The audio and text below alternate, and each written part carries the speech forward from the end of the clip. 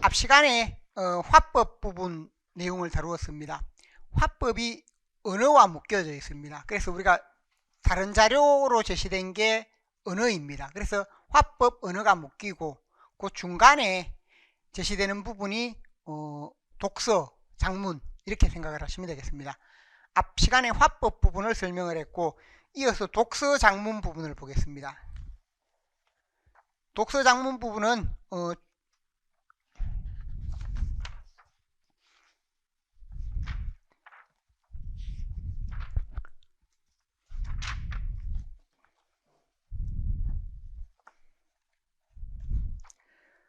28쪽에 보면 개정 중학교 장문 교육과정 이렇게 해서 여기서 보면 독서 장문 부분이 먼저 제시가 되어 있는데 앞에 독서 부분 역시 중학교 1학년 3학년 부분으로 가서 거기 보면 지식 이해가 있고 과정 기능이 있고 가치 태도가 있습니다.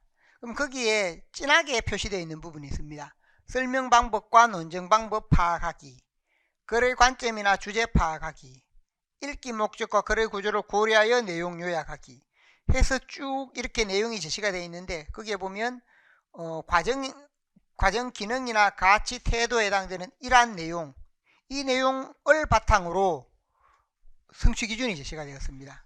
그래서 30쪽에 보면 세부 내용에 보면 뭐가 있는가 하면 읽기는 사회문화적 맥락에서 의미를 구성하는 과정이다. 사회적 독서 문화에 형성한다. 독서 문화에 참여하고 사회적 독서 문화의 형성에 기여한다 라고 했습니다. 그러니까 여기에서 사회문화적 맥락을 강조하는 내용 부분이 있고 그래서 그 부분이 맨 마지막에 사회적 독서 문화 형성 하는 부분이 있죠. 이 용어도 새로운 용어입니다. 그래서 사회문화적 부분에서 사회적 독서 문화 형성에 기여한다 라고 해서 이 부분이 우리가 사회적 독서라고 했을 때 대체로 독서 토론에서와 마찬가지로 여기서는 어떤 개인 책을 읽고 개인에 만족하는 것이 아니라 그 책을 읽은 내용이 사회적으로 전파되거나 함께 공유되고 향유되는 그러한 의미의 개념이 사회적 독서입니다. 이것도 용어 중요합니다. 그래서 사회적 독서 부분으로 제시된 것 용어 부분을 표시를 해놓고 이런 용어들이 뭐로 나오는가 기입형 문제 등으로 이렇게 문제로 잘 나온다는 겁니다. 그래서 이걸 기억을 하고 있기 바랍니다. 그 다음에 아래 보면 요약, 추론, 평가, 그 다음에 설명 방법과 논증 방법, 주제 통합적으로 읽기, 진로나 관심 분야 등등이 있는데 여기서 보면 글의 구조를 요약한다 할 때 우리가 요약하기, 사실적 읽기에 해당되는 부분, 그 다음에 그 아래 추론하며 읽기, 추론 읽기, 추론에 해당되는 것, 그 다음 평가한다, 평가는 비판적 읽기, 그래서 사실, 추론, 비판에 해당되는 내용, 그 다음 설명 방법과 논증 방법, 우리가 그 글의 구조 속에 설명, 논증 이런 방법이 있습니다. 설명 방법과 논증 방법 부분이 있고 그 다음에 주제 통합적으로 읽는다. 동일한 화제를 다룬 여러 글이나 자료를 주제 통합적 읽기 이게 계속 강조가 됩니다. 교육과정의 뒷부분에도 나오기 때문에 주제 통합적으로 읽는다 라고 하는 게 이전에 2015에 한 번 정도가 나왔는데 계속해서 나오고 있습니다. 그래서 제가 읽기를 할 때도 원래 주제 통합적 읽기 중요하다라고 미리 말씀을 드렸습니다. 그 부분에서 꼭 이걸 기억을 해야 한다. 또 원래 반드시 이게 앞서도 이야기했죠. 2점이나 아니면 4점짜리 문제로 나올 수 있다. 왜냐하면 2022 개정 교육과정에서 독서에서 가장 강조되는 것은 주제 통합적 읽기다. 그것을 강조하고 있습니다. 그 다음에 진로나 관심 분야 글, 수준에 맞는 글, 점검 조정하기 다 유사한 내용입니다. 앞에 성취 기준 부분에서 보면 세부 내용으로 해설해 놓은 부분이 있습니다. 그래서 1번에 해당되는 것은 다양한 사회문화적 맥락에 속한 공동체 구성원들이 상호작용하며 의미를 구성하는 과정이다. 독자는 자신이 처한 상황이나 사회문화 역사적 배경에 따라 의미를 형성해 간다 라고 해서 이러한 부분이 쭉 설명이 되어 있어서 사회문화적으로 가치 있는 주제의 글을 선정하고 읽고 사회문화적 맥락을 고려하여 필자의 의도를 파악하고 독서 토론을 통해 구성원 간의 다양한 의미를 교환하고 사회문화적 맥락에서 새로운 의미를 발견하고 사회적 독서 문화 형성하기. 사회적 독서 문화라는 것은 바로 뭔가 위에 있는 내용들이 그 활동을 하는 게 사회적 독서라는 겁니다. 그래서 사회적 독서라고 할 때 맨 끝줄에 사회적 독서 문화 형성하기가 있습니다. 그 사회적 독서라는 말이 무슨 말이냐? 이러한 활동. 그래서 앞에 보듯이 독자가 자신이 처한 상황이나 사회문화 역사적 배경에 따라 의미를 형성해 가는데 그러한 활동, 구성원들과 함께하는 이 활동이 바로 사회적 독서이다. 여기에 사회적 독서 있기 때문에 사회적 독서 이 개념을 이걸 바탕으로 이해하시면 됩니다. 그 다음 복합 형식으로 구성된 글이나 자료를 비판적으로 평가한다. 복합 형식으로 된 거. 그냥 예전에는 평가했는데 복합 형식, 매체와 관련되는 부분. 이것도 시대적인 의미가 좀 반영이 되었습니다. 그래서 다양한 지금 매체로 된 게 생산되니까 과거에는 그냥 글을 읽고 평가한다 했는데 지금 다양한 매체로 된 것을 평가하는 그 활동이 강조가 되고 있습니다. 그래서 문자 언어로 단일 양식뿐만 아니라 다양한 양식, 그 부분을 복합 양식의 글이나 자료를 말하는데 단일 양식과 복합 양식의 글이나 자료를 비교하기, 그 다음에 맥락 파악하기, 특징을 평가하기 등등으로 제시가 되었습니다. 그 다음에 주제통합적 읽기 하는 부분이 있습니다. 주제통합적 읽기 중요하다라고 해서 제가 주목할 부분 두 번째로 주제통합적 읽기. 교재에 보면 간단하게 510쪽에 이렇게 주제통합적 읽기가 제시가 되어 있었는데 이 내용이 부족하기 때문에 아래에 주제통합적 읽기 2라고 해서 제가 일주 보충 자료에 아예 처음부터 제가 교육과정을 보고는 그걸 일주의 보충 자료 속에 이걸 제시를 해놨습니다. 그래서 그러면서 이게 중요하다. 반드시 우리가 용어도 기억을 하고 그 특징을 기억을 해야 한다라고 했습니다. 그래서 이 주제통합적 읽기가 무엇이다? 지금 여기서 설명하지는 않습니다. 이미 다 했고 여러분이 읽어보면 다 알 수 있는 내용이어서 그 예들이나 이 내용까지 상세하게 제시가 되어 있습니다. 이걸 기억을 하면 우리가 그 독서에서 가장 강조되는 부분이기 때문에 관점에서 가장 강조되는 부분이기 때문에 제시를 했습니다. 성취기준 적용시 이렇게 쭉 해서 설명이 되어 있고 그 중에 또 주제통합적 읽기 앞에 부분에 보면 주제통합적 읽기와 관련되는 내용, 그 다음에 요약하기 할 때 선택, 삭제, 일반화, 재구성뿐만 아니라 학습자 읽기 목적을 고려해 필요한 정보가 뭔가 그런 내용이 보충이 되었습니다. 우리가 요약한다 할 때 선택, 삭제, 일반화, 재구성 이것만 생각을 했는데 그것뿐만 아니라 읽기 목적을 고려, 내가 읽는 목적이 무엇이다 하면 그게 맞도록 요약하는 부분이 필요하다라는 관점으로 이렇게 제시된 내용이 있습니다. 그 다음에 그 시적 구조를 요약하고 미시적 구조 혹은 전개 방식으로 요약한다. 큰 부분을 먼저 하고, 그래서 예를 들면 이 부분은 뭐냐 하면 여기에 제시된 내용도 이전에 없었던 내용입니다. 그래서 글의 3단 구조라고 하면 구조를 큰 구조, 형식 원리나 관습적 형식을 먼저 파악하고 전개 방식을 파악하고 거기에 따라서 요약을 하라는 겁니다. 이게 새로운 내용이기 때문에 이걸 반드시 기억을 해야 됩니다. 이런 내용을 적용을 해서 시험에 낸다는 겁니다. 그래서 진하게 표시된 이 부분을 보시고, 그럼 설명 논증 방법 과거에 다 아는 내용을 다뤘던 내용인데 이것도 다시 한번 복습을 하시면 되겠고, 그 다음에 교육기술의 발달에 따라서 교육 현장의 여건과 학습자의 수준에 적절한 매체를 선정하여 학습한다 하는 점, 그렇게 제시가 되었고, 그 다음에 아랫부분에 보면 자기 선택적 읽기, 자기 선택적 읽기다 라고 할 때 이게 용어 중에 읽기, 주도적 읽기, 제가 앞 시간에 설명했습니다. 자기 주도적 읽기에서 자기 선택적 읽기라는 용어로 진로나 관심 분야에 대한 자기 선택적 읽기 용어가 나왔습니다. 그러니까 우리가 잘못 알면 자기 주도적 읽기로 답을 해버리기 쉬운데 여기서는 자기 선택적이다. 용어를 분명하게 차이를 이해하면서 기억을 하라라고 했습니다. 그래서 보면 독서 경험을 통해 관심 분야에 대해 더 깊이 이해하고 자신의 진로를 탐색할 수 있어야 한다. 그러니까 자기 관심 분야에 대해서 스스로 찾아 읽어야 되니까 읽는 과정은 주도적 읽기, 이건 과거부터 이어왔던 것이고, 선택적 읽기는 뭔가 자기가 스스로 자료나 필요한 것을 찾는 활동을 말합니다. 그걸 찾아서 읽는다는 그 의미입니다. 그래서 자기 선택적 읽기는 학습자가 자신의 관심사나 흥미 수준을 고려해 스스로 책을 선정할 수 있도록 안내하고, 교사가 제공하거나 안내한 책들을 바탕으로 책 선정하기 전략을 실제 적용하여 책을 고를 수 있도록 지도하는, 이게 개념입니다. 제시된 거. 이거 반드시 기억을 해야 됩니다. 그래서 찾기에 초점 맞춰져 있다.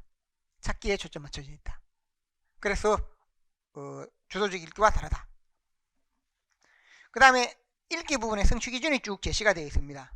성취 기준에 보면 중요 용어들이 제시가 되어 있는데, 문제 해결 행위이다, 설명 방법, 논증 방법 이미 나왔습니다.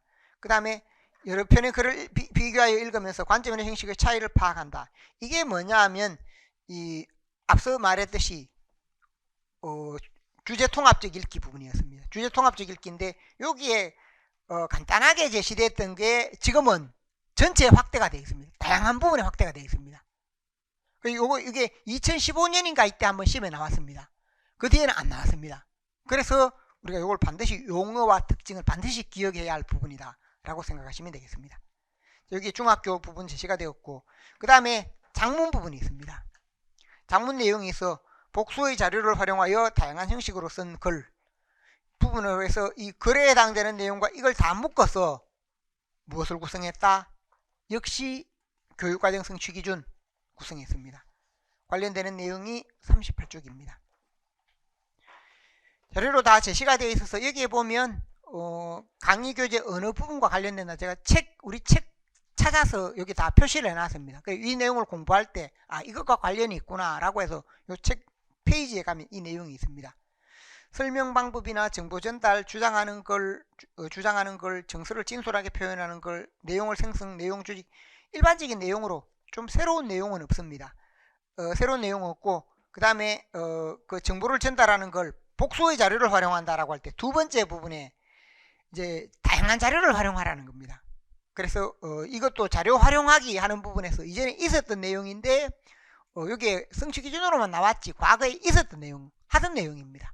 그렇게 보시면 되겠고, 그 다음에 의견 차이가 있는 사안에 대해 자료를 수집하고 자료 수집 맥락을 고려하여 주장하는 글을 쓴다. 주장하는 글 부분인데 위에 있는 내용과 유사한 부분이고, 3의 3, 3의 4 주장하는 글의 내용에 해당되는 부분으로 여기를 중학교 3학년 때 이렇게 제시하는 내용으로 제시가 되었습니다. 그래서 조금 주장하는 글이 강조가 되었다 하는 점으로 보시면 되겠습니다. 뒤에 성취 기준 해설에 보면 적합한 설명 방법, 그 다음에 그 뒤에 설명을 참고하시기 바랍니다. 둘 이상의 자료를 활용하여 다양한 형식으로 보고서나 설명서를 쓴다. 둘 이상의 자료를 활용한다. 여러 가지 자료를 활용하는 부분인데, 예를 들면 비슷한 자료가 있을 때 두 가지, 세 가지 또는 자료를 내놓고 이걸 어디에 활용하면 좋을까? 어디에 활용하면 좋을까? 이런 식의 문제를 낼 수 있습니다. 그건 나중에 뭐냐면 문제풀이에서나 모의시험에서 만들어서 제시하겠습니다. 그 다음 의견 차이가 있는 것, 복합 양식 등을 보시면 되겠고, 성취 기준에서 보면 정보 전달을 목적으로 하는 글, 설득을 목적으로 하는 글, 그 다음에 자신의 경험을 표현한 글 등이 있는데, 이런 부분의 경우 유형에 따라 어떻게 글을 써라라는 내용입니다. 새로운 내용은 없습니다. 이거 유형을 구분을 해서 그 아래 어떤 내용이 포함된다. 즉 설명문, 보고서, 안내문, 보도기사문 등은 정보 전달이다. 설득 부분의 논설, 비평, 연설문은 설득이다.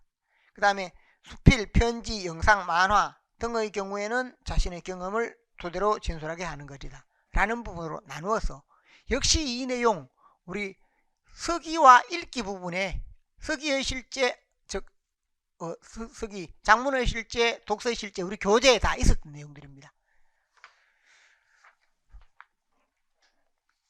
그 다음에 글을 쓰는 부분에서 복합 양식 부분을 쓸 수 있도록 한다. 읽을 때도 복합 양식을 읽고 쓸 때도 복합 양식, 매체 포함된 부분을 강조한다라는 의미로 이걸 한번 보시면 되겠고, 그 다음에 글을 쓰는 것은 사회문화적 맥락 안에서 독자를 고려해 문제를 해결하는 의미 구성이다. 문제 해결하는 의미 구성하는 부분인데, 교육과정에 문제 해결에 대한 게 직접 제시되지는 않았는데 글쓰기 전반에서 여기에 해놓은 것은 뭐냐 하면 이 부분을 우리가 교육과정에 여기 앞에 없다 보니까 38쪽에 거기에 문제를 해결한다 그런 부분이 용어가 없습니다.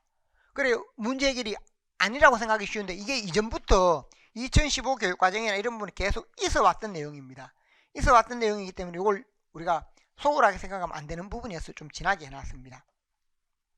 그 다음 2015 장문 부분에서 제시된 내용이 있습니다. 2015에서 보면 인지적인 문제를 해결하는 과정이다. 문제 해결이다 라고 할 때 2015에 여기 있었죠. 글쓰기가 문제 해결 과정이다. 가장 기본입니다. 그리고 여기 교육과정이 있었는데 2015에는 제시가 되지 않았습니다.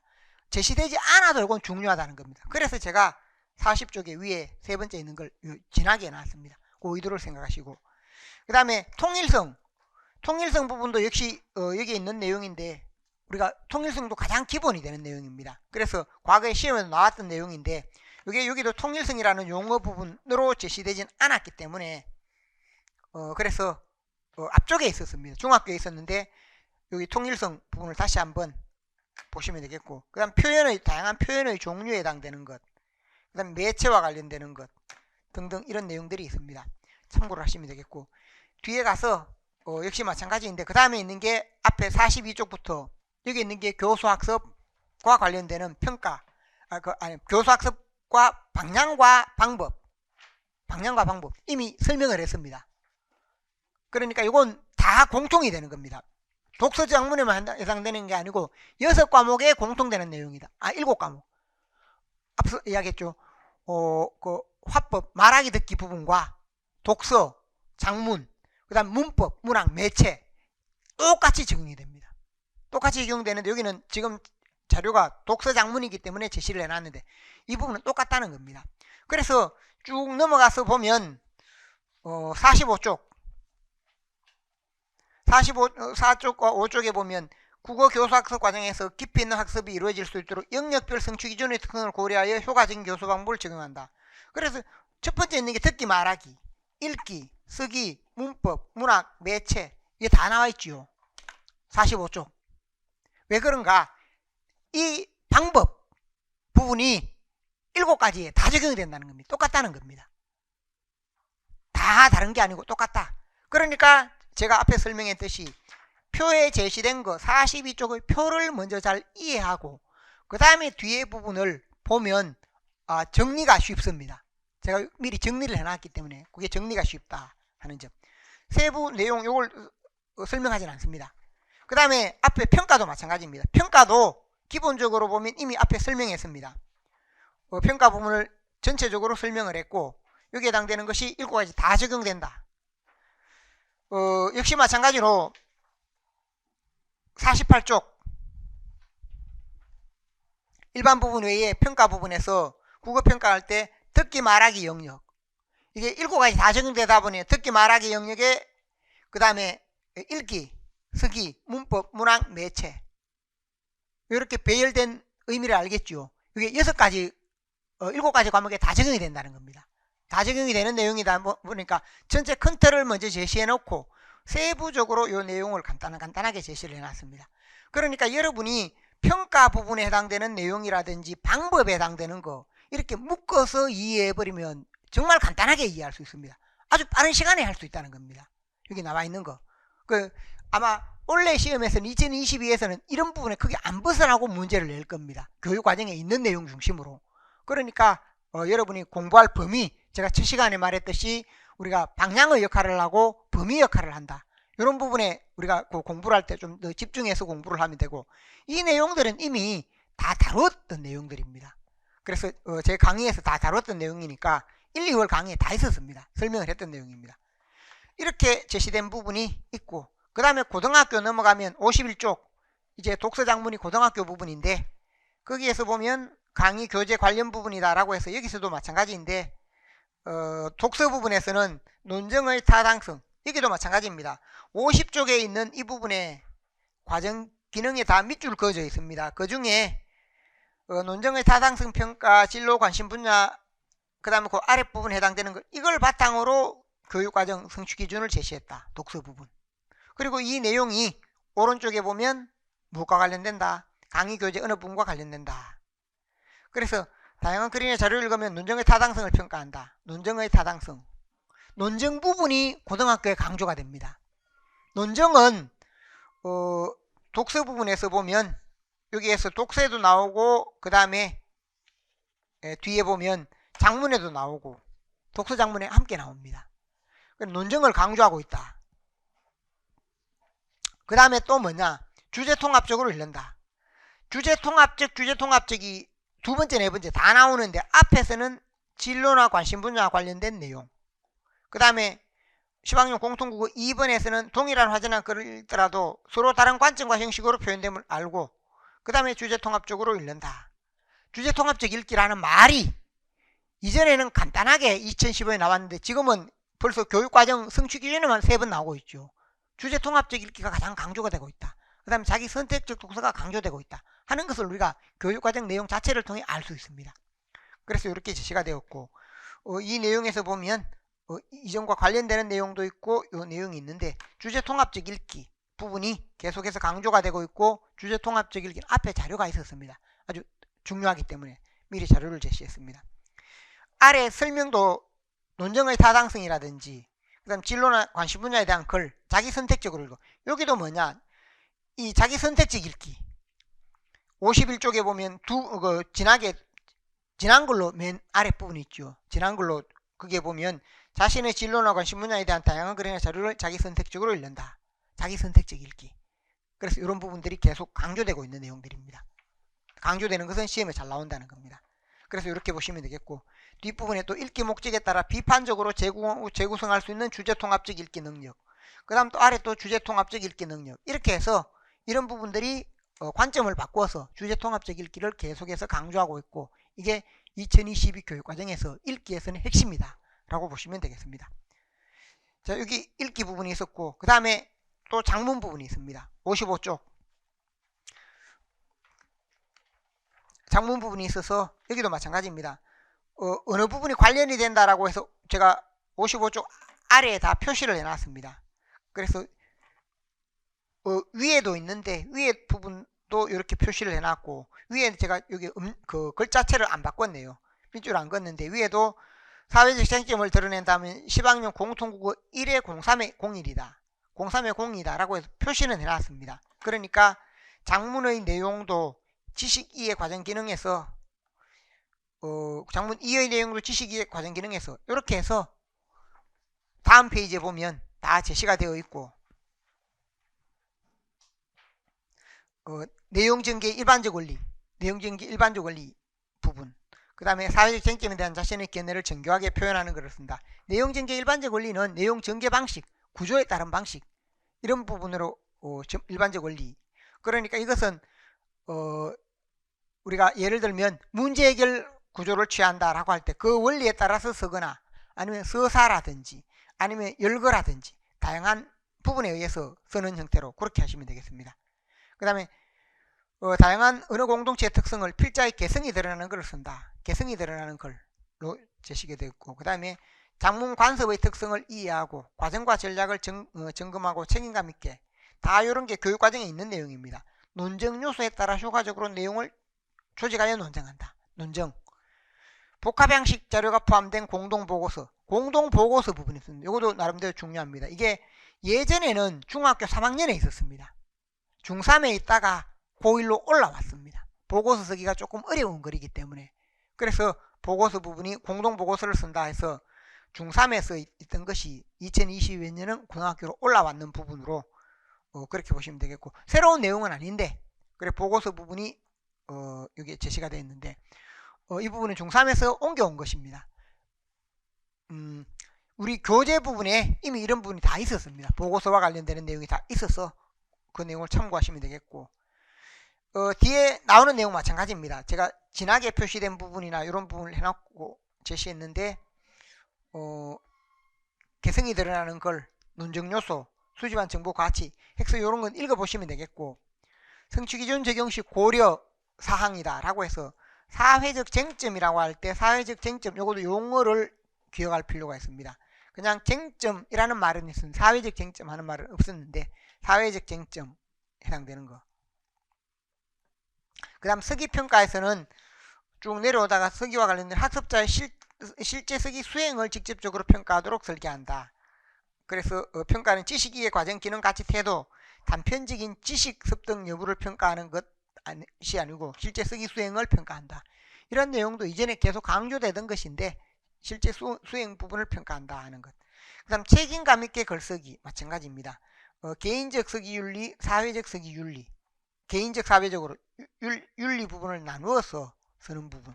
여기서 이 용어를 나누었다라고 하는 개인적인 부분은 뭔가, 우리가 표절을 하지 않는다든지 이러한 부분, 인용을 바로 하고 표절을 하지 않는 이런 내용이 개인적 측면이라면, 사회적이라면 사회적 영향력을 말합니다. 그 글이 가치관에 부합하는가, 이런 부분을 따지는 것이 사회적 서기 윤리. 그래서 개인적 서기, 그 다음에 사회적 서기, 이게 진하게 표시되어 있죠. 용어 자체가 새롭습니다. 이런 경우에도 문제를 내기가 좋다는 겁니다. 뭘로? 기입형으로. 개인적 서기, 사회적 서기, 개인적 윤리, 사회적 서기 윤리, 이렇게 할 때 마찬가지로 생각하시면 되겠습니다. 그 다음 공동보고서나 조정하는 내용들이 있는데 이것도 참고하시면 되겠습니다. 그 다음에 다른 부분들은 보시고, 고등학교 일반 선택 독서와 작문 과목이 있습니다. 일반 선택의 독서 작문, 앞에 이미 독서 작문 원래 묶였다라고 설명했습니다. 그 묶여니까 하나로 통합이 되었습니다. 그래서 60쪽에 보면 과정, 기능, 가치, 태도, 체계가 있습니다. 이게 독서와 작문의 과목 체계입니다. 그래서 과목 체계 부분에서 보면 자료 탐색 및 선별한다. 탐색 및 선별하기, 이건 책 읽기에 해당되지요. 내용 확인 및 추론, 내용 확인은 사실적 독해를 말합니다. 사실적 독해, 사실적 읽기. 추론하기는 추론적 독해. 평가 및 종합하기, 평가하기 하는 부분은 비판적 읽기. 그래서 1, 2, 3에 해당되는 내용은 주로 무엇에 가깝다? 읽기에 가깝고, 그 다음 내용 생성 및 조직, 표현, 그 다음에 고쳐쓰기, 이 두 가지는 또 뭐에 가깝습니까? 작문에 가깝다. 그 다음에 다른 부분들은 공통적으로 문어 의사소통 과정의 점검 및 조정하기. 점검, 의사소통 과정이니까 점검 조정은 읽기 쓰기에 같이 적용되는 부분입니다.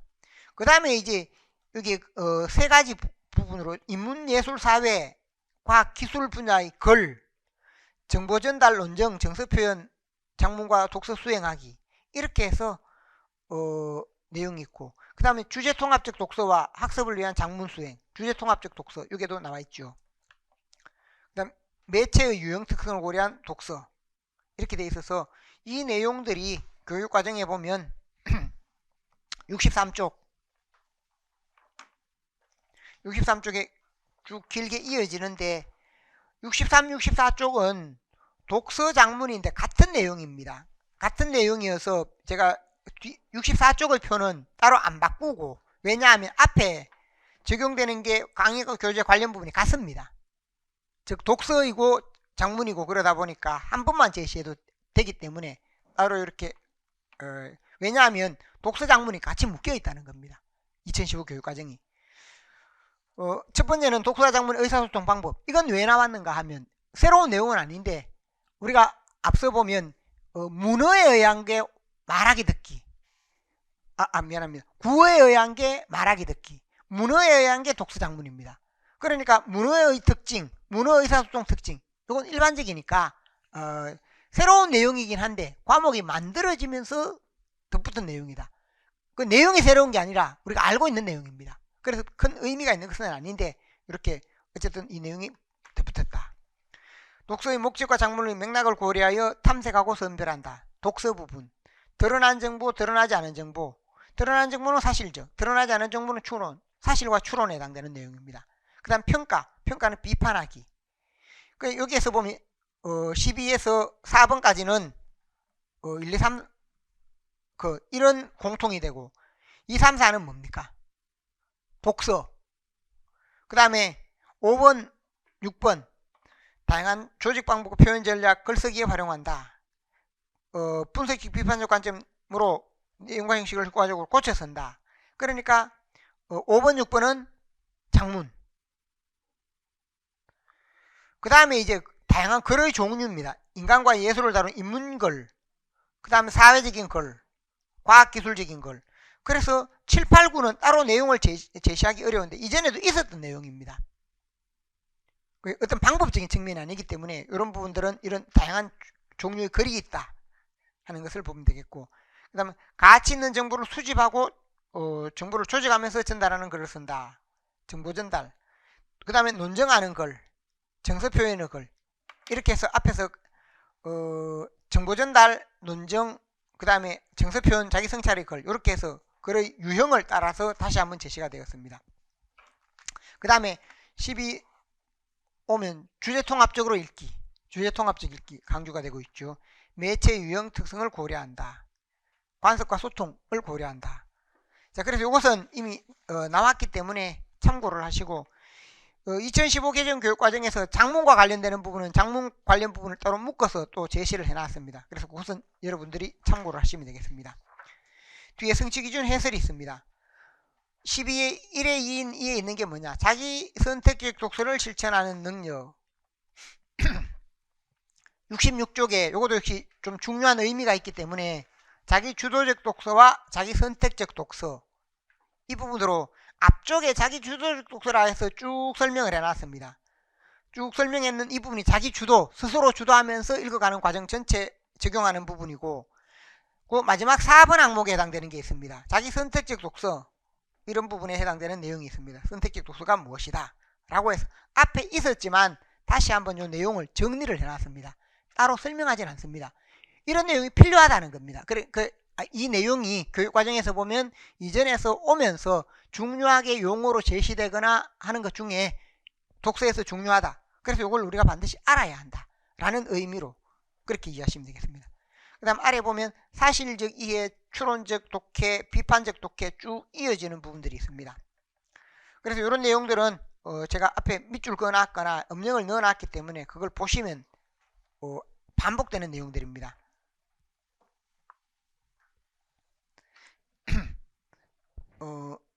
68쪽 부분에서도 참고를 하시고 69쪽에 넘어오면 자기 선택적 독서와 자기 주도적 장문, 이 용어가 직접적으로 제시가 되겠습니다.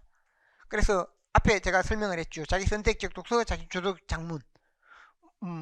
그럼 장문은 그럼 자기 주도적으로 안 하느냐? 자기 주도적으로 하면서도 그거는 자기 주도적인 독서다. 자기 주도적 독서를 전제로 하면서도 2022에서 조금 강조하는 게 뭔가? 자기 선택적 독서라고 했습니다. 그 관계를 제가 큰 거 속에 포함되는 것으로 설명을 했죠. 그러니까 그 의미로 이해하시기 바랍니다. 넓은 의미에 보면 자기 선택적 독서도 자기 주도적 독서에 포함된다고 할 수 있습니다. 그런데 우리가 문제를 내면 이걸 모르면 그 답을 아마 여러분들이 제 강의 안 듣고 답을 썼다면 자기 주도적 독서로 다 답을 썼을 겁니다. 그런데 찾기에 관한 그런 내용이면 뭐냐? 자기 선택적 독서가 된다 라는 것을 생각하시기 바랍니다. 2015 교육과정 내용에 쭉 제시가 되어 있습니다. 독서 본질에서 중요한 내용들이 다 제시가 되어 있고 독서 부분에서 세부 내용이 있습니다. 71쪽에 보면 자아 개념이나 자아 표현 이런 내용들이 여기에 없었는데 여기에 다뤄지고 있다. 갈등이 발생할 때 나전달법 다 시험에 나왔다고 했습니다. 그 다음 반대신문 토론하기 여기에 있는 내용들이 다 한 번씩 시험에 나왔고 맨 마지막에 설득 전략 이성적, 감성적, 인성적까지도 여기에 있는 내용들이 보면 최근에 걸쳐서 여러분이 공부를 해봤으면 알 겁니다. 최근에 걸쳐 이 내용들이 다 시험에 나왔다는 겁니다. 그래서 이 내용들은 여기 있는 내용도 있고 없는 내용도 있는데 그래서 제가 여기에 같이 제시를 함으로써 보완이 되도록 이것도 지나갔다고 그냥 둘 게 아니라 밑줄 그은 내용은 봐야 된다는 겁니다. 그 다음에 그 부분에서 이제 화법 장문에서 뒷부분에 있는 내용 성취기준 해설에 해당되는 것은 밑줄 그어 놔서 중요한 부분이 있습니다. 참고하시면 됩니다. 그 다음 73쪽부터 시작해서 독서와 장문, 교수학습 및 평가 등등의 내용이 있습니다. 그러니까 이건 이미 설명을 했습니다. 참고를 하시면 됩니다. 자, 다음으로 이어서 여기까지가 국어 교육 부분이었습니다. 이어서 문법 부분인데 문법도 교육과정의 원리나 특징은 같습니다. 그래서 전체적으로 문법 부분이 있는데 제시한 자료 특징이나 이걸 똑같아서 밑줄과 고딕체와 양재 튼튼 비체 이렇게 활용을 해서 그 중요도를 달리 표시했고 핵심 내용은 차례로 제시했습니다. 1페이지, 2페이지 이미 다 설명을 했는 내용이니까 참고를 하시면 좋겠고 이 변화는 뭔가? 이전에는 문법이 매체와 관련이 있어서 매체와 문법 이렇게 했는데 지금은 화법과 문법을 묶었다. 근데 우리가 이미 화법을 했기 때문에 화법과 언어라고 해서 고등학교 선택 과목은 이미 다룬 내용이나 마찬가지입니다. 중학교 문법 부분에서 체계 부분이 있습니다. 중학교 1학년에서 3학년 부분 어문체계, 문자체계 해서 여기서도 마찬가지인데 지식 이해 부분과 그 다음에 과정 기능 이런 부분을 바탕으로 뭐가 되는가? 교육과정이 구성이 된다 해서 여기 글자 진하게 표시하진 않았는데 그 점을 생각하시면 되겠고 뒤에 5페이지 넘어가면 성취기준이 있습니다. 이 성취기준에 세부적으로 보면 국어의 어문체계와 문자체계를 이해한다. 어문체계는 우리가 어문체계 그대로이고 문자체계는 뭔가? 국어 훈민정음체계를 말합니다. 문자체계. 통합했는데 이전에 두 개를 통합했습니다. 그리고 일부 차이하면 통합했다는 것이고 그 다음 단어, 품사, 문장의 짜임, 피동표현과 인용표현 이렇게 해서 세부적으로 그 내용들이 다 제시가 되어 있습니다. 한글 맞춤법 그 다음 세대, 분야, 매체에 따른 어휘의 양상과 서임을 분석하고 다양한 집단과 사회 언어의 관용적 태도를 지닌다 라고 해서 다양한 집단과 사회 언어의 관용적인 태도라고 할 때 이러한 부분을 우리가 주목해 볼 수 있습니다. 뒤에 보면 다루는 내용으로 문법 부분에 다루어지는 내용이 우리가 다 해왔던 내용입니다. 문법에 새로운 내용이 별로 없습니다. 뒤에 새로운 내용은 또 제가 관계가 있거나 아니면 새롭게 보아야 할 내용은 또 정리를 해놨습니다. 세부 내용에서 보면 이 내용은 우리가 문법을 했으면 의문론, 형태론, 통사론에서 다 다루어지는 내용이어서 그 점을 참고로 보시기 바랍니다. 그래서 그걸 보시고 그 다음에 주목할 부분 이렇게 해서 교육과정 설명 속에 4의 3 품사의 종류와 특성을 이해하고 이를 바탕으로 다양한 국어 자료를 분석한다 라고 해서 그 내용 속에 뭐냐면 품사 분류를 통해 우리말에 대한 이해의 폭을 넓힌다. 품사의 특성을 고려해 정확하게 적절하게 단어를 사용할 수 있도록 한다. 그 다음에 또 품사 지식을 활용을 해서 특성을 간단히 분석해 봄으로써 품사가 국어 탐구를 위한 기초적이고 유용한 도구임을 이해한다. 품사 부분에서 조금 접근 방법이 약간 다른 면이 있는데 그걸 예를 들어 품사 지식을 활용해서 이걸 구분하는 활동 그냥 우리가 품사하면 문장을 두고 지금까지 잘 안 다루었습니다. 문장을 두고 다룬 게 아니라 명사하면 명사 종류를 쭉 갖고 와서 다루고 부사하면 부사 종류를 갖고 와서 다뤘다는 겁니다. 거기에 관점에서 벗어난다. 그래서 뭐냐 이렇게 문장이 있으면 1에서 5번까지 문장은 고전입니다. 6번 7번은 현대입니다. 현재 6쪽에 하고 있습니다. 자료 6쪽인데 그 품사지식 부분에 보면 1에서 5번 6번 7번이 있는데 동그라미 1에서 5번 부분을 우리가 품사로 나눴고 6번 7번도 품사로 나누었습니다. 그러니까 문장이 있을 때 이러한 방식으로 접근해서 그 품사를 이해하도록 하자. 관점이 조금 바뀌었습니다. 그러니까 앞으로 문제를 내더라도 이런 그냥 어떤 단어를 모아놓고 하는 게 아니라 문장을 제시해놓고 그런 관점으로 우리가 접근할 필요가 있습니다. 이것은 여러분들이 보시면 되겠고 그 다음 두 번째 좀 크게 차이가 있는 점이 뭐냐면 2번인데 이 내용이 문법 자료 25쪽에 잠깐 넘어가 봅니다. 새로운 내용으로 좀 강조되는 게 뭐냐면 25쪽에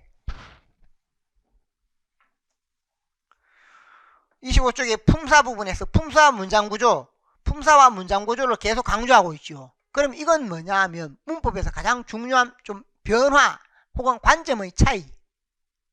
그래서 품사 문장구조를 관련지어서 이해한다. 예전에는 품사를 단독적으로 문장구조를 단독적으로 그렇게 했는데 관련지어서 하는 관점을 강조하고 있다. 그래서 이 점을 이해하고 그 다음 품사나 문장구조를 단순하게 분석하기보다 특정 사건의 현상을 명사로 나타내는 경우와 동사로 나타내는 경우의 표현효과 차이 이 부분이 있습니다.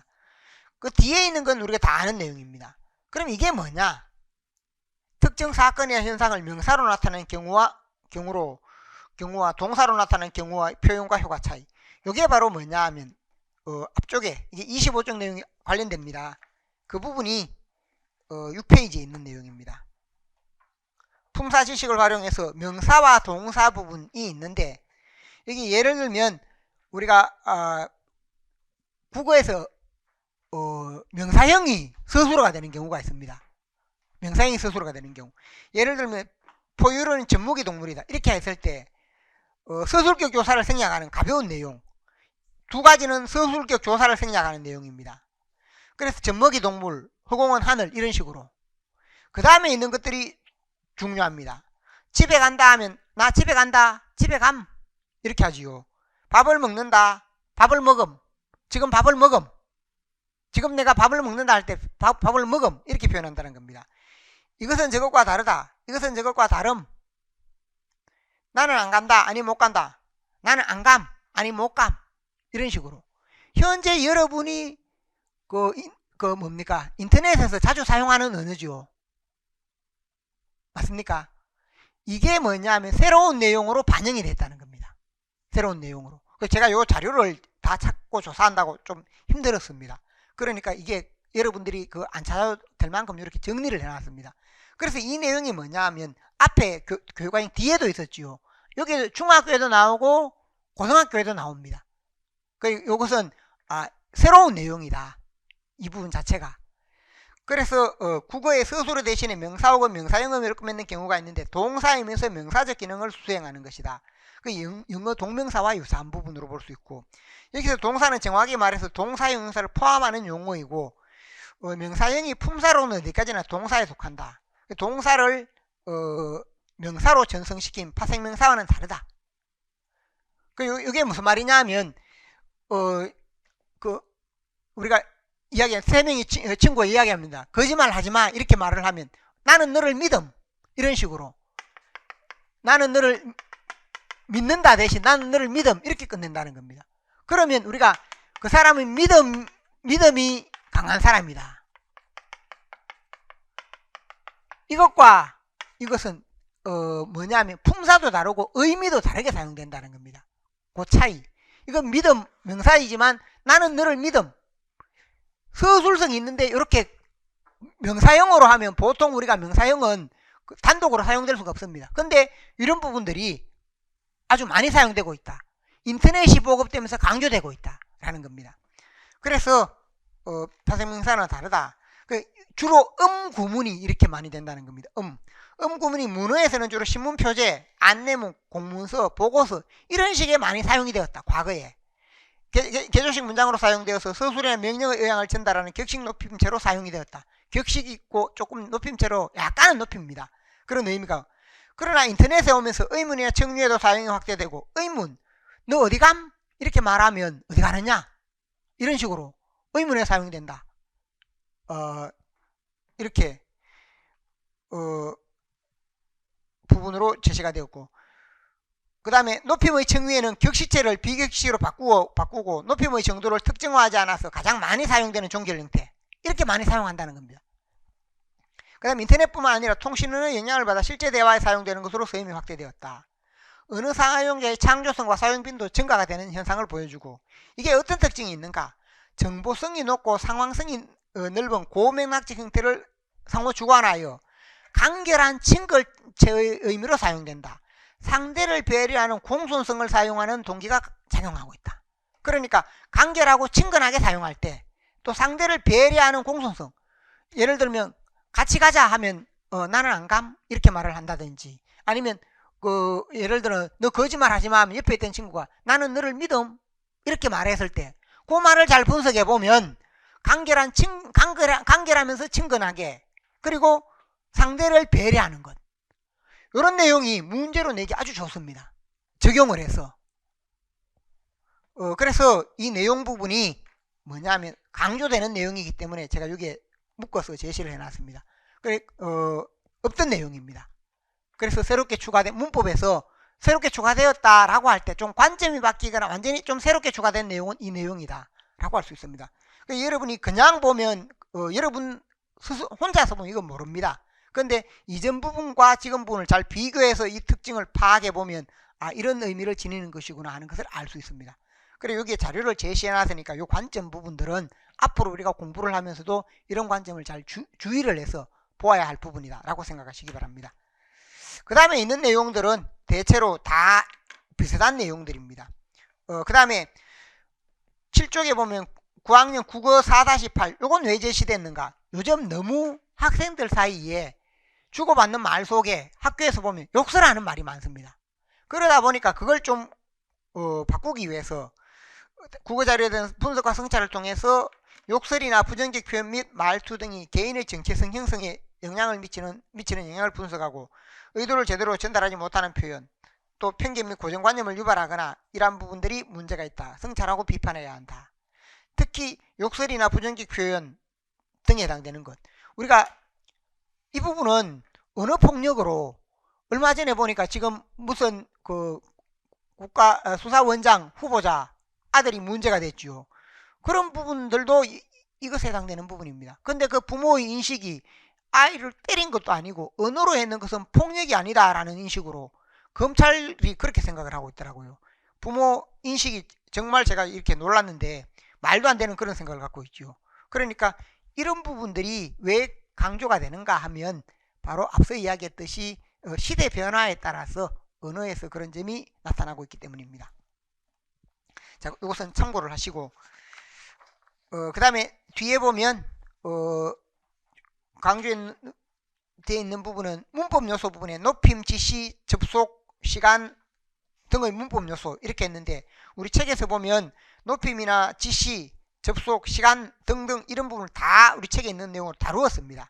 그 다음 단어 짜임, 그 다음에 품사 등에 해당되는 내용들이 다 있습니다. 그래서 이런 부분들은 있는 내용이고 이미 수업에서 다루었던 내용입니다. 그 다음에 그 전에 있던 내용으로 보면 어휘 부분을 어휘 체계와 어휘 양상으로 나눈다. 체계는 이미 적용이 되어 있는데 이게 앞부분에 없기 때문에 제가 이걸 어휘 부분인 양상이나 체계가 무엇이다 하는 것을 드러내기 위한 것. 그 다음 혼문장, 겹문장 이 부분에 해당되는 것. 그 다음 담화 등의 내용이 있습니다. 이런 내용 새로운 내용은 아닙니다. 자, 그 다음에 고등학교 국어교과서 10쪽에 있습니다. 여기에 보면 언어 공동체 다변화에 따른 언어 이렇게 해서 여기에 있는 두 가지 내용이 적용이 되어서 11쪽에 이게 나왔다는 겁니다. 관련되는 부분을 제가 여기다 표시를 해놨습니다. 이 항목이 어디에 관련된다라고 해서 지식이해 과정 기능의 내용이 관련이 되어서 이 부분으로 제시가 되었고 언어 공동체가 다변함에 따라 다양해진 언어 실천 양상을 분석한다.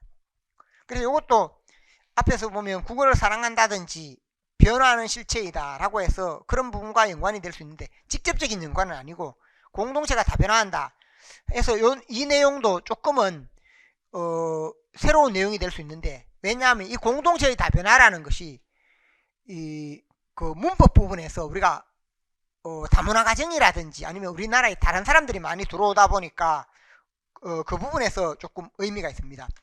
그래서 그걸 참고를 할 수 있는데 내용 속에 이와 관련되는 게 보통 보면 사회가 아래 4-1번이 있습니다. 사회가 다변화됨에 따라 새롭게 등장하는 언어 실천의 양상 이렇게 해서 다변화된다라고 할 때 다문화 사회에 진입함에 따른 언어 공동체의 다변화 문제, 남북한 언어 이질화 문제, 동질성 회복 방안 이런 부분이다. 여기에서 말하는 것은 언어 공동체의 다변화라고 했을 때 다문화 사회 혹은 우리가 남북한 언어 이것과 관련된다라는 내용을 이해하도록 그렇게 하시면 되겠습니다. 이걸 구체적 양상으로 문제를 내기는 어려운데 언어 공동체가 다변화한다라는 게 무슨 말인가 이 의미이다 라고 생각하시면 되겠습니다. 그 다음에 10학년 공통국어 1번 중에 4-3번이 있습니다. 4-3번 다양한 분야의 글과 담화에 나타나는 문법 요소 그 다음에 어휘 표현 효과를 평가하고 생성한다 라고 했는데 세부 내용 속에 보면 문법 요소와 어휘를 통해 실현되는 언어 주체의 태도 인식을 파악한다. 언어 주체 태도 인식을 파악한다. 그래서 내용 속에 보면 참여자 간의 관계나 장면의 격식성 등 상황 맥락에 따라 달리 서인 높임 표현의 효과 이런 부분들이 이전에 용어가 없었습니다. 시간 경과가 드러나거나 시간에 대한 인식이 중요한 기능을 하는 글 이 부분은 뭐 시간의 중요성이 드러내는 것이니까 참고를 하면 되겠고, 그 다음에 신문기사, 뉴스 등에서 사용하는 담화종이에 두드러기 쓰이는 피동 표현, 그 다음에 인용 표현, 피동이나 인용, 피동 인용을 그래서 묶어서 이렇게 제시하고 있습니다. 피동과 인용을 그 특정 글에서 많이 사용하다 보니까 피동과 인용을 묶어서 이렇게 인용을 하거나, 아니면 우리가 능동문을 하는 게 아니라 신문기사나 이런 부분에 피동문으로 사용되는 양상이 많다는 겁니다. 그걸 주목할 수 있는데, 그래서 여기에 해당되는 내용들이 조금은 문법 요소가 있을 때 조금 새로운 관점으로 접근하는, 관점이 새롭다. 그래서 이게 중요하다는 겁니다. 그 다음에 아래 있는 부분 참고를 하시고, 뒤에 넘어가서 교육과정에 보면 높임 부분에서 앞에 설명해 있는 부분이 있었는데, 11쪽에서 그 중에 참여자 간의 관계나 장면의 격식성 등 상황 맥락에 따라 달리 쓰인 높임 표현, 이렇게 할 때 우리가 높임 표현에서는 제가 요거 강의에서 설명했는데, 우리가 화자, 청자, 문장, 그 문장 속에서 보면 뭐가 있는가 하면, 문장 속에 주어, 목적어, 부사어, 서술어가 있고, 주체를 높여주는 게 주어라는 겁니다. 조사나 접사를 높여줍니다.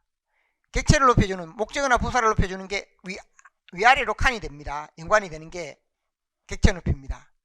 서술어에서 높여주는 게 어휘로 높인다. 주체, 객체, 어휘로 높여주는 부분이 있고, 선어말의 의미 부분이 우리가 보면 주체 높임에서 시, 공손의 옵, 이런 부분은 여기에 높여준다는 겁니다. 종결 형태에서는 상대, 즉 청자가 상대입니다. 이렇게 높임부 문장이 구성된다 하면, 예를 들어 아들 보면 어머니 오늘 행사에서 무슨 일이 있었니? 선생님께서 꽃다발을 교장 선생님께 드리셔서 사옵니다. 이렇게 돼 있죠. 그러면 이 문장에서 이걸 적용을 해보면, 우리가 주어 플러스 목적어나 부사어 플러스 서술어, 서술어에서는 어간, 선어말 의미, 어말 의미. 그래서 이 부분이 문장의 형태이고, 화자가 발화를 하고 청자가 이것을 듣는 그런 상황으로. 그럼 화자는 여기서 보면 처음에 말은 어머니이지만 두 번째는 아들이 화자이다. 이걸 적어보면 쉽습니다. 아들이 화자이고 청자, 듣는 사람 누구입니까? 어머니이다. 그러니까 이 어머니는 이 문장에서 주체나 아니면 이것과는 관계가 없습니다. 그러니까 이걸 어머니께서, 이걸 적어보면 어머니께서, 선생님께서,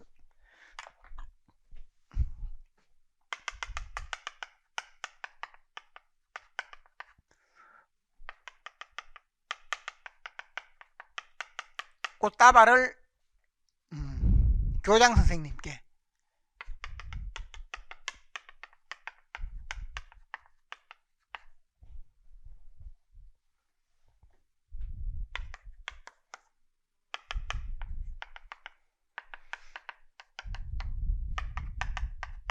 이렇게 되어 있습니다. 그러면 여기서 보면 선생님이다 라고 할 때 선생님 뒤에 님이 왔고 깨서가 왔습니다. 여기는 주체를 높여주는 거, 문장의 주어를 높여주니까 주체 높임이고, 주체 높이면 또 뭐가 있습니까? 시, 들이다 뒤에 시가 있어서 이것도 역시 뭐냐, 이 자리에 주체를 높여주는 것이다.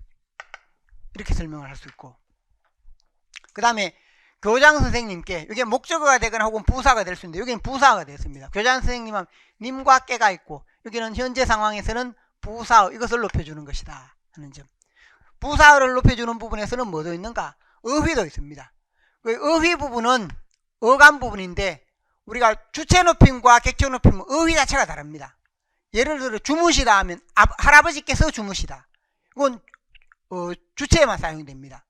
들이다 하면 누가 누구께 들이다, 모시다 하면 누가 누구를 모시다. 들이다 모시다 이런 경우는 뭐가 되는가? 이 부분은 부사로서 이 부분을 높여준다 라고 할 수 있습니다. 그런 부분이 되겠고, 그 다음에 상대를 높여주는 거, 청자는 아들보다 어머니가 높으니까 청자를 높여주는 거. 사업, 이 부분은 뭔가 나를 낮춤으로써 상대를 높여주고 비옵니다 요것도 마찬가지입니다. 옵니다 해서 비옵니다 요것도 마찬가지입니다. 어머니를 높여주는 이러한 부분으로 설명을 할 수 있습니다. 그러니까 여기서는 주체 그 다음에 객체 상대 높임법이 다 사용된 그런 용어인데 다른 문장도 모두 이런 구조에 넣어서 해보면 그 상황 화자와 청자 그 다음 문장의 그 상황을 잘 이해할 수 있다고 할 수 있습니다. 제가 이걸 문법 높임법에 아주 강조를 했습니다. 그럼 이렇게 파악을 하게 되면 쉬운데 그 표 자체가 바로 이걸 파악하기 위한 그런 의도가 있는 표입니다. 거기에 따라서 이해하시기 바랍니다.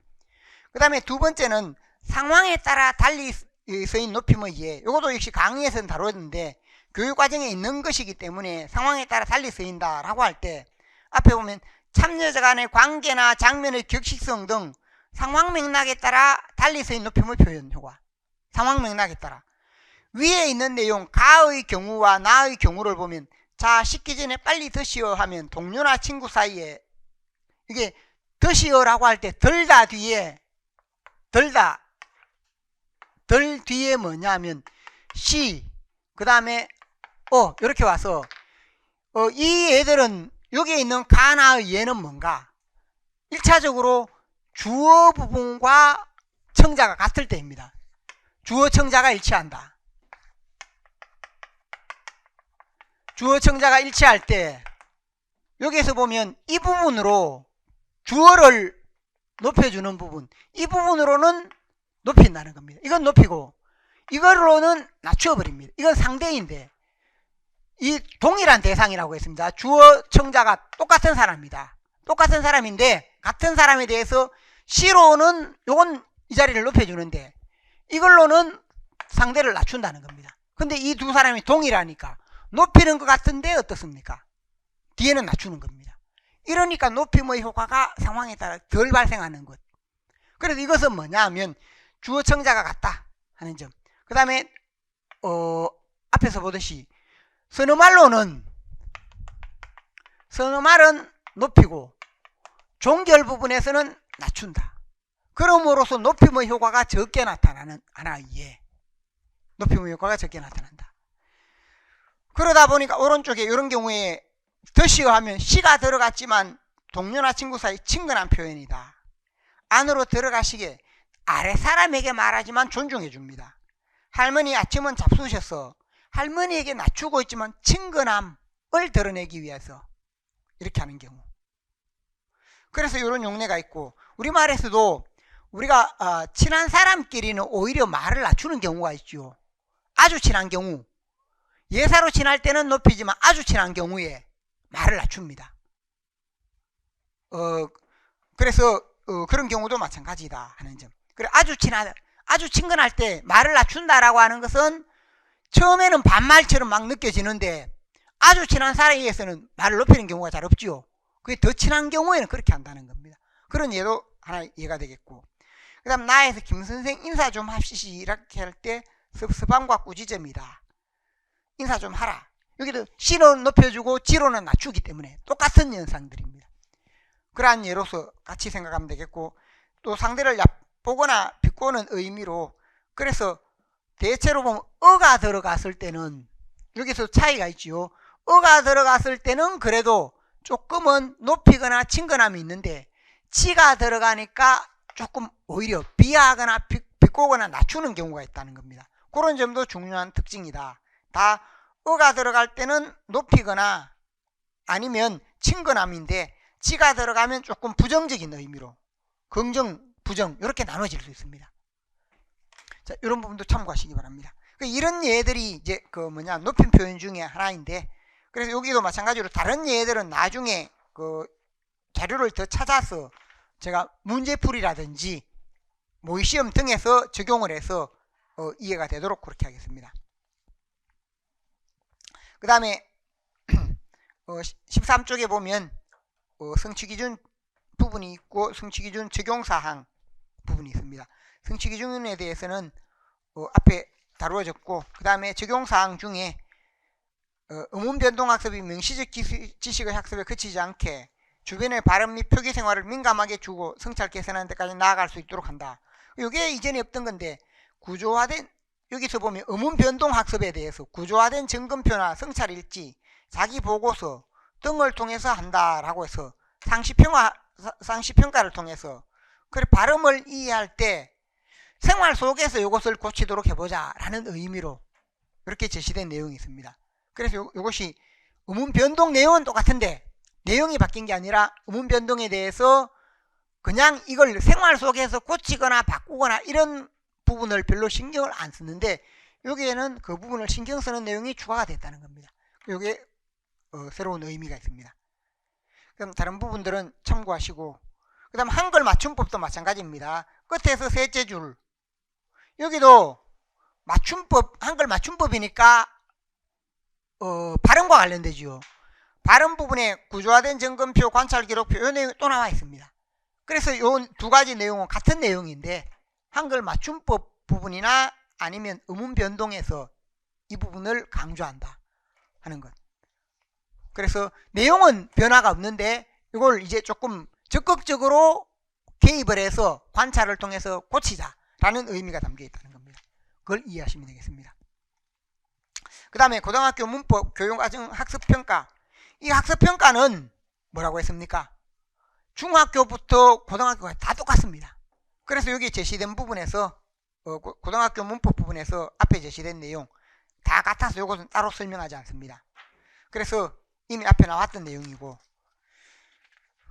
방법평가 부분에서 다 제시된 내용입니다.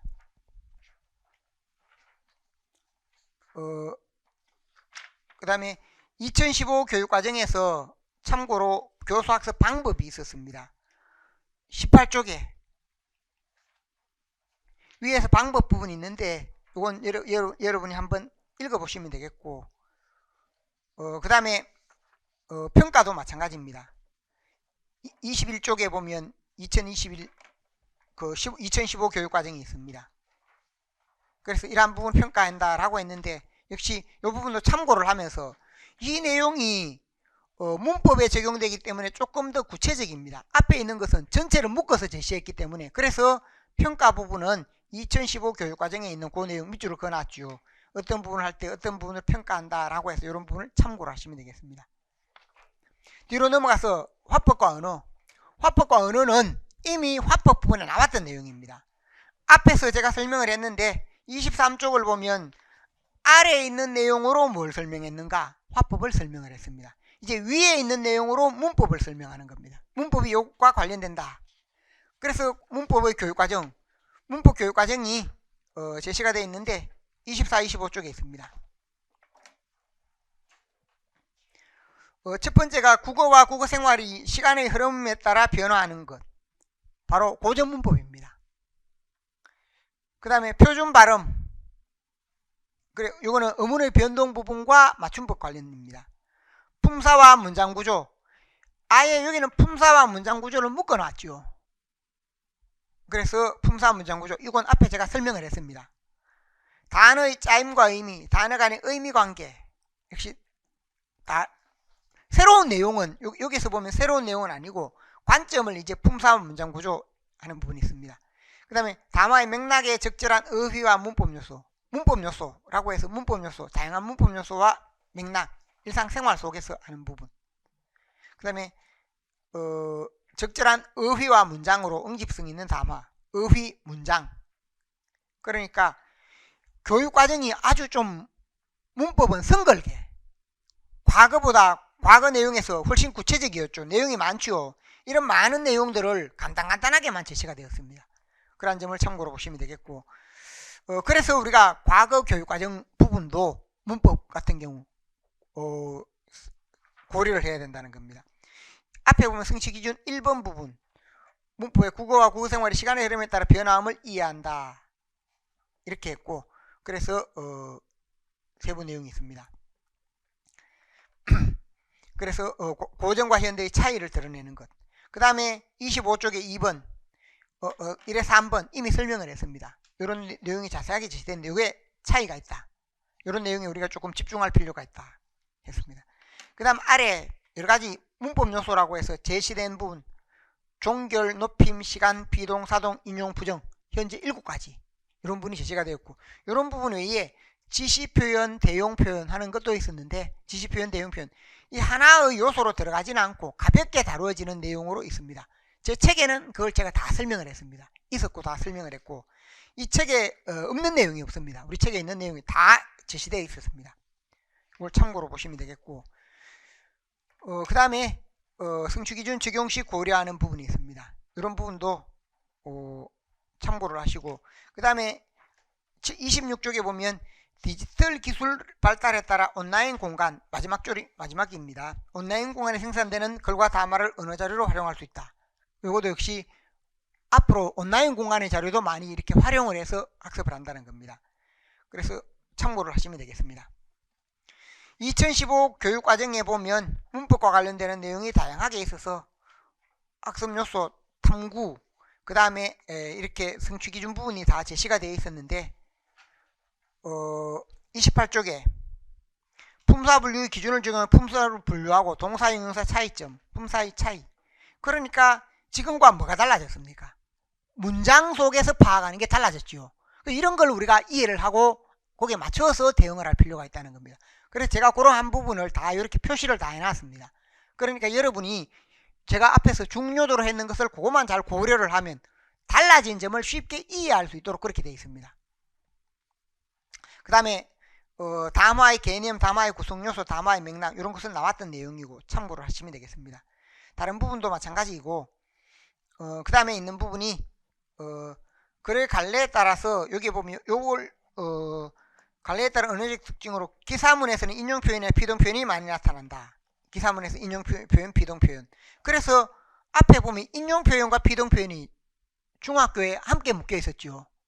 앞부분에 보면. 그러니까 이런 부분을 고려해서, 그래서 인용 비동을 묶어 놓은 것은 뭐냐면 비동 표현이 많이 나타나기 때문에, 기사나 아니면 이런 글에서 많이 나타나다 보니까 그게 뭐 때문인가 하는 것을 설명하는 부분으로, 이런 것은 우리가 이유를 파악할 필요가 있습니다. 또 공고문에서는 명사형 종결 표현이 많이 나타날 때 그런 부분이 뭔가, 이게 명사형 종결이 오늘 방금 설명, 이게 확대되는 게 뭐냐, 앞에 제가 설명했던 건 감, 안 감 이렇게 하면서 했죠. 명사형 종결이 여기 간단하게 나타나는 게 인터넷이 발달하면서 그만큼 많이 확대됐다는 겁니다. 확대되다 보니까 문법 교육 과정에 반영되었다 라는 의미입니다. 이렇게 보시면 되겠고, 그 다음에 이런 부분은 참고를 하시고, 뒤에 교수학습 방법 및 평가, 이 방법 평가도 마찬가지입니다. 이게 어디 나왔던 거라고요? 화법에 이미 다 다뤘습니다. 화법과 그 다음에 우리가 모르고 하면 이걸 또 하고 또 해야 하는데, 교수학습 방법에 해당되는 부분은 앞서 이야기했죠. 다른 모든 부분은 공통되게 되어 있습니다. 그래서 그 앞 시간에 독서 장문에 있던 그걸 하면 되고, 화법과 그 다음에 언어, 이게 약간 차이가 있는데 또 큰 차이는 아닙니다. 그게 여기에 제시가 되어 있다는 겁니다. 화법에 한번 나왔고 여기에 또 한번 나와 있습니다. 그래도 여기에서는 뭐냐면 문법이기 때문에 전체를 다 한번 다시 제시를 해놨습니다. 보기에 다시 찾아보지 않도록 다시 제시했고, 설명은 이미 다 이루어졌습니다. 그래서 이렇게 보시면 좋겠습니다. 이건 따로 설명하지 않습니다. 이미 있었던 내용이고, 그 평가 방법이나 이런 부분들은 일부 차이가 있습니다. 차이가 있는데 큰 틀에서는 비슷하다. 그건 여러분이 개별적으로 이미 여기 정리가 되어 있으니까 그걸 통해 이해하면 되겠습니다. 평가와 관련되는 내용이 다 제시가 되어 있습니다. 그 다음에 있는 게 36쪽에 뭐가 있는가? 2011 교육과정. 이게 왜 필요하냐 하면 2015 교육과정도 2011에 비해서 조금 줄어들었고, 현재 2022도 더 줄어들었습니다.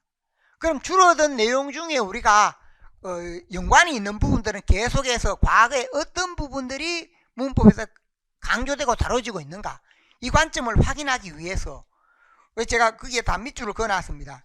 그래서 언어의 본질과 기능에서 보면 지시적, 정보적, 징조적, 정서의 명령적 기능, 언어의 기능, 일반적인 언어의 기능입니다. 제 책에는 이 내용이 다 있습니다. 그 다음에 어문체계 탐구, 체계에 대해서 말소리와 관련되는 어문규범, 자음과 모음, 그 다음에 어문체계가 있고, 어문규범은 기본 원리, 한글 맞춤법이라든지 어문규범은 기본 원리, 이건 역시 제 책에 다 제시가 되어 있습니다. 그 다음 어문 변동의 규칙성을 탐구하고 자연스러운 발음의 원리를 이해한다. 여기 뭐 어문 변동은 자연스럽고 효율적인 발음을 위해 어문의 소리값이 바뀌는 현상이다. 제가 이걸 왜 밑줄 그어놨겠습니까? 어문 변동 개념이 6차 교육과정부터 많이 변해왔는데 최종 정착된 개념이 이 부분입니다. 그래서 과거 예를 들면 6차에는 하나의 형태소와 다른 형태소가 결합할 때 인접한 어문이 다른 어문으로 바뀌는 현상이다. 이렇게 6차, 7차에 설명했습니다. 그런데 그 부분에 문제가 있다 보니까 하나의 어문이 다른 형태소 결합하지 않을 때도 나타나는 겁니다. 그러니까 그런 부분이 사라지고 경계에 인접한 어문이다 라고 했는데 경계에 인접하지 않은 이모음 역행동화 같은 경우 인접하지 않은 부분이 나타납니다. 그래서 그런 개념들이 다 정리되고 조정되어서 현재 교과서에 나오는 요건 반드시 기억을 하시기 바랍니다. 어문 변동의 개념, 이게 언제 나오는가? 2011 개정에 나왔고 현재는 이게 계속 유지가 되고 있다 하는 점을 생각할 수 있습니다. 그리고 어문 변동의 사례 부분이 있죠. 여기는 어문 변동을 나누면서 2011 교육과정에서는 어문 변동 부분을 아직 세부적으로 나누지는 않았는데 지금은 세부적으로 나눠주고 있죠. 그래서 예를 들어 교체, 탈락, 첨가, 축약은 2015년에 잠깐 나오고 지금은 이제 그게 다 적용이 되고 있습니다. 단어 형성법입니다. 5번이 단어 형성법. 그래서 낱말 새롭게 파생법, 합성법에 해당되는 내용. 이게 다 설명이 있기 때문에 이런 관점이 내용 자체의 변화는 크게 없습니다. 유지가 된다는 겁니다. 그래서 이게 필요합니다. 이게 가장 상세하게 설명이 되어 있습니다. 뒤에 넘어가면 품사라고 했을 때 품사의 개념, 분류 기준 이런 부분이 쭉 제시가 되어 있고 동사, 형용사, 그 다음에 품사별 특성, 과거에 다루던 관점인데 이걸 보면 우리가 뭐냐? 제가 왜 중요하게 표시했느냐 하면 동사형, 명사형으로 음으로 끝나는 부분이라든지 또는 품사에서 품사를 문장 구조 속에 이해한다. 그게 없죠. 2011에는 2015에는 없었다는 겁니다. 근데 2022에 있는 겁니다. 그럼 그런 부분들이 흐름 속에서 우리가 그걸 이해를 해야 이게 중요하구나. 변화된 의미가 있구나. 이걸 알 수 있다는 겁니다. 그 다음 문장 구조에 해당되는 내용 마찬가지 5가지와 아래 세부 내용이 있습니다. 어휘 유형 마찬가지입니다. 어휘 유형에서는 양상과 체계로 이렇게 나누는데 그 부분은 2015 교육과정에 있습니다. 그리고 그걸 참고로 하시고 문법 기능 높임, 시간, 비동사동, 부정 이렇게 제시가 5개가 제시가 되어 있는데 이 시기에도 여기 보면 높임, 시간, 비동, 사동, 부정 뭐가 없습니까? 종결 부분이 여기 포함이 안 됐죠. 근데 종결은 이 시기에도 포함이 되어 있었습니다. 그 다음에 최근에는 뭐까지 포함됩니까? 인용 표현. 종결 인용이 여기 없지만 더 포함이 된다는 겁니다. 여기 없더라도 여기는 제시가 안 됐는데 종결 인용이 포함이 된다 하는 점. 그 다음에 담화 부분이 있습니다. 담화 내용. 역시 요건 참고를 하시고 뒤로 넘어가면 훈민정음의 창제 원리라든지 부분이 있습니다. 역시 참고하시기 바랍니다.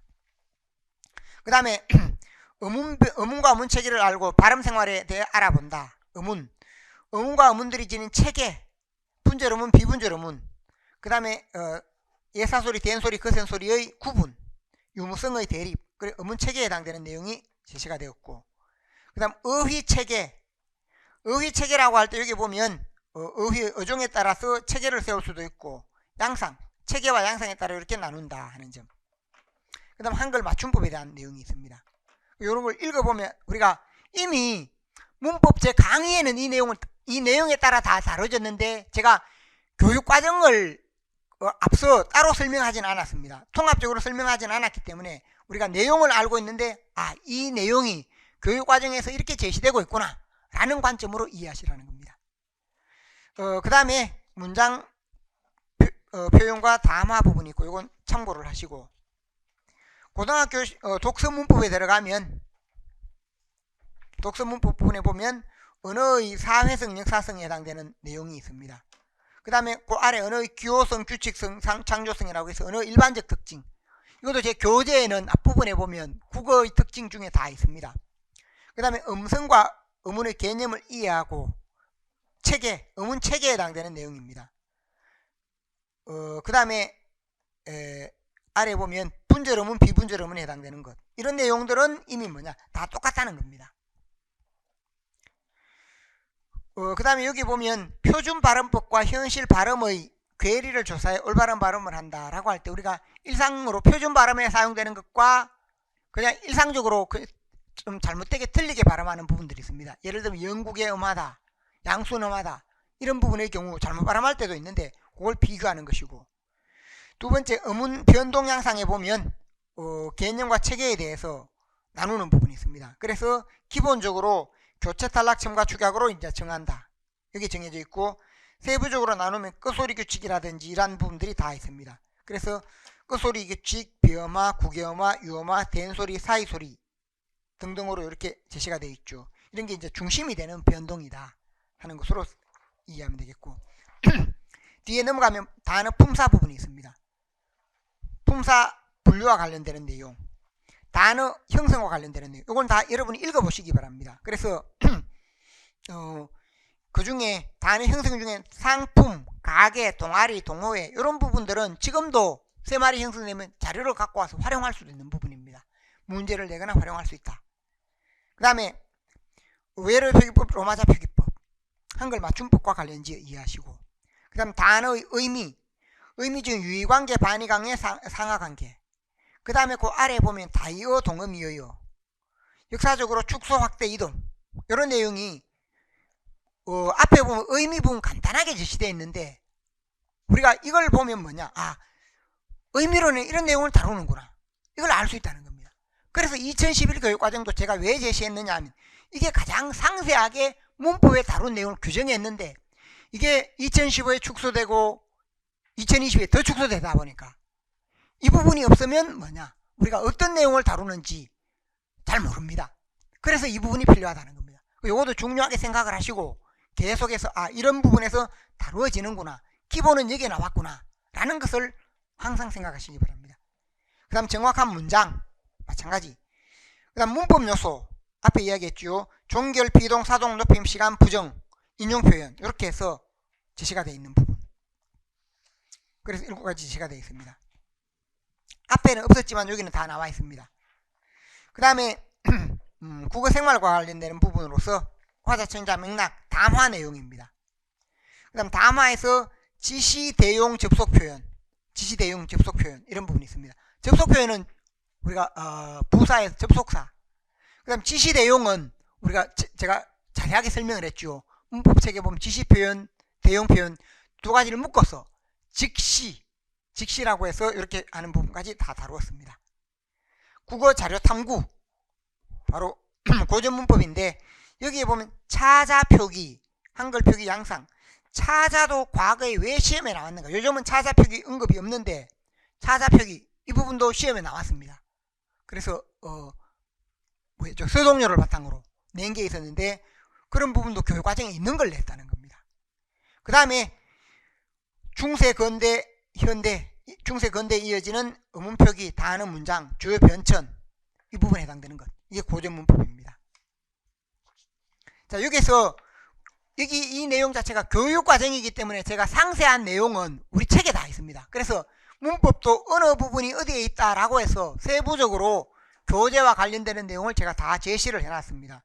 그래서 여러분이 이 자료와 제 교재 이걸 묶어서 봐야 뭡니까? 많은 도움이 됩니다. 그리고 이 자료 자체만으로도 제가 앞서 말씀드렸죠. 처음에 말했는데 밑줄 그어진 거, 고딕체, 양재, 튼튼, 비체 이렇게 해서 구분을 해놨습니다. 그래서 중요도에 따라서 또 이전 내용과 새로운 내용에 해당되는 것, 이런 부분들과 함께 교재의 어느 부분에 있다라는 내용을 다 제시를 해놨습니다. 그래서 여기 있는 내용을 바탕으로 여러분이 교육과정을 공부를 하게 되면 교육과정에 따로 할 필요가 없습니다. 이것만 잘 이해하면 교육과정을 충분히 잘 이해할 수 있습니다. 그리고 제가 지난번 교육과정 또 필요한 경우에는 2011 교육과정까지도 갖고 와서 그 내용을 제시했기 때문에 이것만, 이 두 가지만 보면 교육과정을 충분히 잘 소화할 수 있습니다. 그리고 달라진 점이나 핵심적인 내용들도 제가 다 설명을 했기 때문에 그런 형태로 하도록 하겠습니다. 원래 문학 부분을 먼저 하려고 했는데 문학 부분 이전에 자료를 제시했고 제가 자료를 준비하다 시간이 워낙 많이 걸렸습니다.